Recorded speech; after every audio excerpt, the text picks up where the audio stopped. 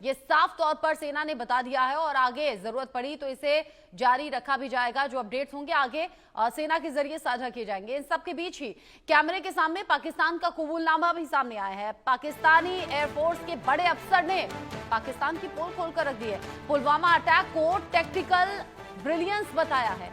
झूठे बखान में सामने आए हैं पाकिस्तान के पुराने पाप। अब ये सोचिए कि कैमरे के सामने पाकिस्तान बेनकाब हो गया, उसका झूठ सामने आ गया। साल 2019 के पुलवामा आतंकी हमले में पाकिस्तान की भूमिका को लेकर सालों से चले आ रहे इनकार और दावों के बीच अब पाकिस्तान की सेना के खुद ही चौंकाने वाले कबूलनामे सामने आ रहे हैं। पाकिस्तानी वायुसेना के वरिष्ठ अधिकारी ने पुलवामा हमले को टैक्टिकल ब्रिलियंस बताया है। पाकिस्तान ने साल 2019 में हुए पुलवामा हमले में अपनी इन्वॉल्वमेंट को लेकर सालों तक इनकार किया।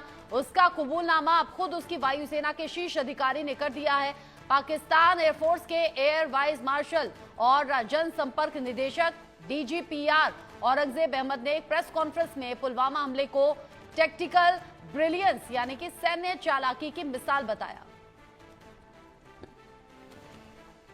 If Pakistan's airspace, Pakistan's land, Pakistan's ADIZ and territorial waters, there's no compromise. There's no compromise. Pakistan's people, when they are threatened, their loss of life, loss of material, it cannot go unnoticed, cannot go like that. We owe it to our nation.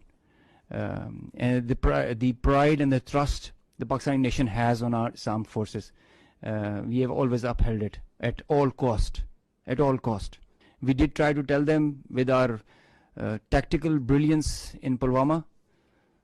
Now we showed them our operational prowess and strategic guile and guide, and I think they should take heed. This is the best we can.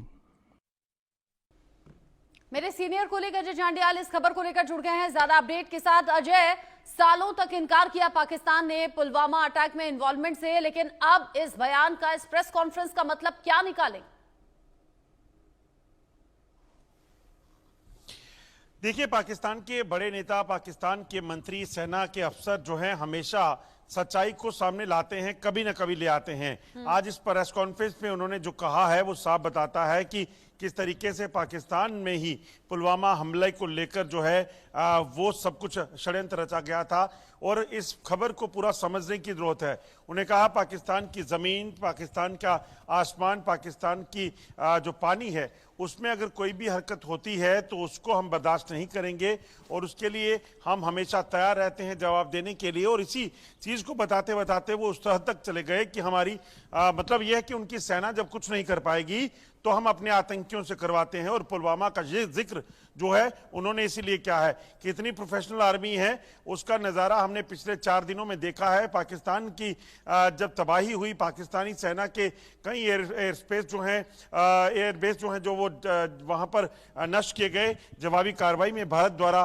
कई camp, कई मोर्चे जब वहाँ पे नष्ट किए गए तो पाकिस्तान ने जम्मू कश्मीर में, उड़ी में हो, पुंछ में हो, जम्मू में हो, अखनूर में हो, यहाँ नौशहरा में हो, रजौरी में हो, वहां पर युद्ध विराम का उल्लंघन करके मासूम निहत्थे लोगों पर गोलियां दागी, उन पर शेल्स गिराए, उन पर आर्टरी शेलिंग की जिसमें उनकी जो है वो मौत हुई, उनके घरों को नुकसान पहुंचा। तो ऐसे में पाकिस्तानी कितने प्रोफेशनल है वो सब जानते हैं। मगर इस जो प्रेस कॉन्फ्रेंस है इसमें सबसे बड़ा कबूलनामा पुलवामा का जिक्र करके जो है DGISPR ने किया है।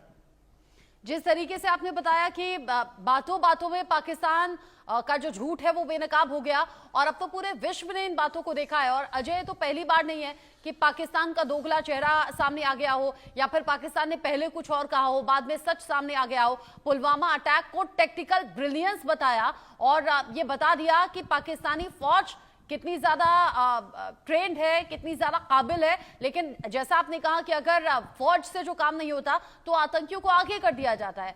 यही तो बड़ी वजह है ना, जब आतंकियों के जनाजे निकल रहे थे तो वहां पाकिस्तानी फौज के जो अधिकारी हैं वो सिर झुकाए खड़े हुए थे, अफसोस जाहिर कर रहे थे।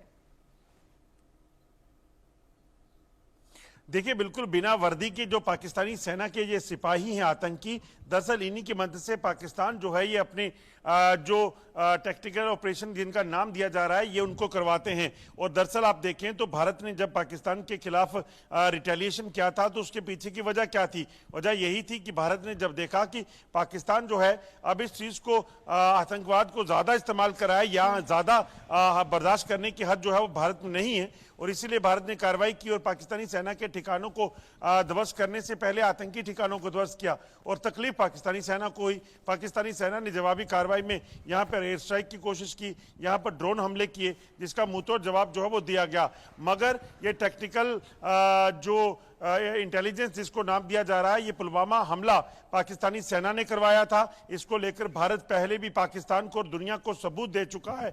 अब ये कैमरे पे कबूलें, इससे पहले इनके ही कई मंत्री संसद में बोल चुके हैं, सांसद इनके जो नेशनल असेंबली में बोल चुके हैं कि पुलवामा हमले को भारत याद रखे। तो इसका मतलब साफ है कि ये सारा षड्यंत्र पाकिस्तान से होता है। इसलिए भारत ने भी सीज फायर से पहले एक चुनौती दे दी कि हम किसी भी तरीके से एक चीज पाकिस्तान याद रखे कि इसको बर्दाश्त नहीं करेंगे।